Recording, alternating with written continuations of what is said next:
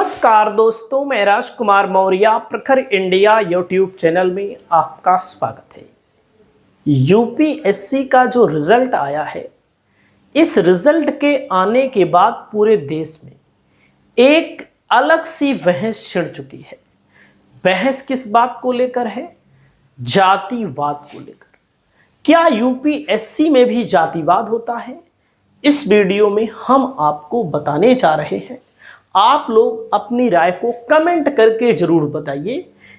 तो दोस्तों, आप लोग यहां देख सकते हैं यूपीएससी 2025 टॉपर्स में अनुज अग्निहोत्री राजस्थान से आते हैं, चित्तौड़गढ़ से नंबर 1 की रैंक है इनकी। दूसरे नंबर पर राजेश्वरी सूबे तमिलनाडु। तीसरी रैंक एकांश ढुल चंडीगढ़। चौथी रैंक राघव झुनझुनवाला बिहार मुजफ्फरपुर। पांचवी रैंक ईशान भटनागर मध्य प्रदेश भोपाल। छठी रैंक जिनिया अरोड़ा दिल्ली। सातवीं रैंक AR राजा मोहिद्दीन तमिलनाडु। आठवीं रैंक पच्छल सेक्रेटरी मध्य प्रदेश। नौवीं रैंक आस्था जैन उत्तर प्रदेश शामली। 10वीं रैंक उज्जवल प्रियांक विहार पटना। दोस्तों, यहां पर आप लोग देख सकते हैं जो नंबर आपके सामने दिखाई दे रहा है, जर्नल वालों के लिए है, EWS के लिए है, और आपके सामने OBC के लिए, SC के लिए और ST के लिए, मतलब कि इतनी इनकी संख्या है। टोटल में आप देखेंगे 446 जर्नल वाले हैं, EWS वाले 104, मतलब टोटल आप कर देंगे। OBC के मात्र 306, SC के 158, ST के 73, तो टोटल 1087। यहाँ पर देख सकते हैं दोस्तों, ये जो लिस्ट आपको दिखाई दे रही है, इसमें आपको SC, ST, OBC के लोग दूर दूर तक बहुत कम नज़र आ रहे हैं। OBC में देख सकते हैं बहुत कम नज़र आ रहे हैं, इक्के दुक्के ही आपको यहाँ पर नज़र आ रहे हैं।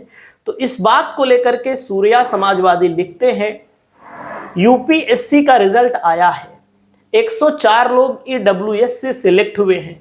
मोदी जी की वजह से 18 IAS, 6 IFS, 15 IPS सवर्ण जाति से बने हैं। इन्होंने बोला है, क्या यूपीएससी में भी जातिवाद घुस आया है? पिछड़े दलित, आप बताओ, आपको मोदी जी ने पिछले 10 सालों में क्या दिया? देख सकते हैं दोस्तों आपके सामने IAS, IFS, IPS, यहाँ पर central service group A, group B देख सकते हैं। सामान्य वालों के लिए 446 पद, EWS के लिए 104 पद, OBC के लिए 306, SC के लिए 158, ST के लिए 73, 1087 टोटल।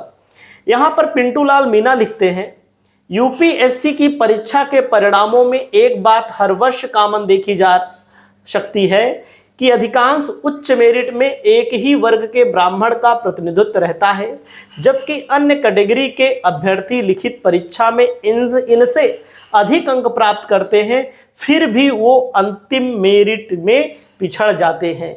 यानी कि जो मेरिट बनती है अंतिम, उसमें पिछड़ जाते हैं। यहाँ पर कहना है, क्या यहाँ पर जातिवाद देखकर, जाति देखकर इंटरव्यू में नंबर दिया जाता है? यहाँ पर रवि परमार का ट्वीट देखिए, यूपीएससी में इंटरव्यू व्यवस्था में बैठे द्रोणाचार्य कैसे अंगूठा काटते हैं, आप स्वयं देखिए।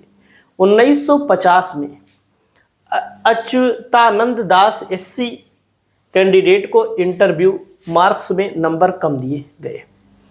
जिन भी परीक्षाओं में इंटरव्यू होता है, यकीन मान के चलिए द्रोणाचार्य अपना काम ईमानदारी से करता है। वह SC, ST, OBC का अंगूठा काटने का काम करेगा ही करेगा। तो देख सकते हैं दोस्तों, यहाँ पर बताया जा रहा है इनके द्वारा, और इन्होंने बहुत बड़ा सवाल उठाया है, देख सकते हैं। और यहाँ पर आप सभी साथियों को बताना चाहूँगा, पूरा डाटा भी यहाँ पर लोग शेयर कर रहे हैं, और यहाँ पर सब सामान्य कैटेगरी के लोग हैं। बीच बीच में OBC आपको मिलेंगे। यहाँ पर OBC कितने हैं? 1 2 3 4 5 6 7, 8, 9, 10, 11 SC, 1, 12 ओबीसी। तो देख सकते हैं इसमें 53 में केवल 12 ओबीसी और ST 1, SC कोई भी आपको इस लिस्ट में नहीं दिखाया जा रहा है। रवि परमार लिखते हैं क्या यूपीएससी निष्पक्ष है? इस साल सिविल सर्विसेज में अफसर बनेंगे 1087। फाइनल लिस्ट आई है 958 अफसरों की। 129 अफसर गोपनीय लिस्ट में, इनके नाम सिर्फ यूपीएससी को पता है। गोपनीय लिस्ट में जनरल मेरिट ने 129 और रिजर्व कैटेगरी के नाम 129 नाम। फाइनल नियुक्ति में सारे 129 जनरल मेरिट से होंगे। देख सकते हैं जो फाइनल होगा, जो बचा हुआ है, उसमें बताया जा रहा है कि जब लिखित परीक्षा हुई, इंटरव्यू हुआ, तो इसमें इतनी कम संख्या में ओबीसी SC ST समाज के लोग हैं। तो जब जिसमें तो अभी फाइनल ही नहीं हुआ है, उसमें तो टोटल जनरल कैटेगरी के रहेंगे। रवि पार लिखते हैं दरअसल रिजर्व कैटेगरी के 129 कैंडिडेट जनरल मेरिट में आ गए, इनके रिजल्ट रोक लिए गए हैं दोस्तों। 129 कैंडिडेट जनरल मेरिट में आ गए, रिजर्व वाले यानी ओबीसी वाले, SC ST वाले, इनका रिजल्ट रोक दिया गया है। बाद में किसी भी दिन चुपके से एक्स्ट्रा रिजल्ट जारी होगा, जिसमें लगभग सभी सवर्ण होंगे, और इस तरह द्रोणाचार्य अर्जुन को सर्वश्रेष्ठ धनुर्धर साबित कर देगा और एकलव्य का अंगूठा काट देगा। रवि परमार लिखते हैं यूपीएससी टॉप करने वाले अनुज अग्निहोत्री को बहुत बहुत बधाई, लेकिन यह भी नहीं भूलना चाहिए कि द्रोणाचार्य का नेचर है कि एकलव्य का अंगूठा काटना। टॉप 20 रैंक को देखकर लगता है कि इंटरव्यू में द्रोणाचार्य का दबदबा रहा होगा।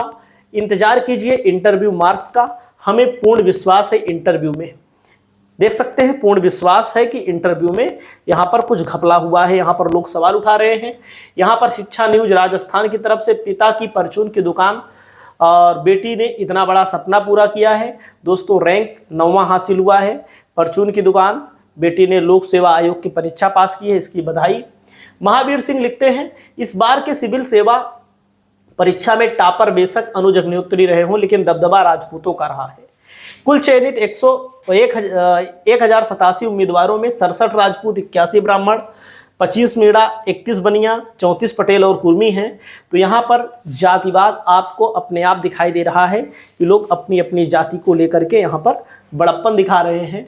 यहाँ पर कुछ लोग जाति जाति कर रहे हैं, अपनी जाति के सफल लोगों को ढूंढकर बधाई देने वाले लोग अपनी जाति के गरीब लोगों को ढूंढकर सहायता क्यों नहीं करते हैं, ये भी एक बहुत बड़ा प्रश्न है।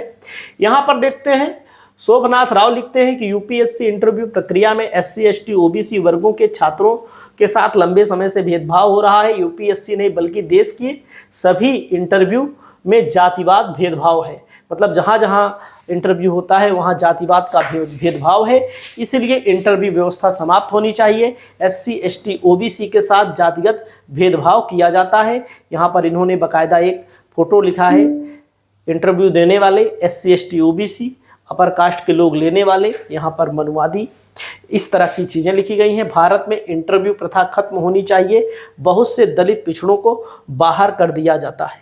तो दोस्तों आपको क्या लगता है, क्या यूपीएससी की परीक्षा में अब की बार जातिवाद हुआ है? क्योंकि अलग अलग जाति के लोग अपने अपनी जाति के लोग को बधाई तो दे ही रहे हैं, इसके अलावा अपनी अपनी जाति के दबदबे का दावा कर रहे हैं। इस पर आप लोगों की क्या राय है? क्या वाकई में यूपीएससी परीक्षा में जातिवाद नहीं होता है? वाकई में होता है? कमेंट करके बताइए। नमस्कार।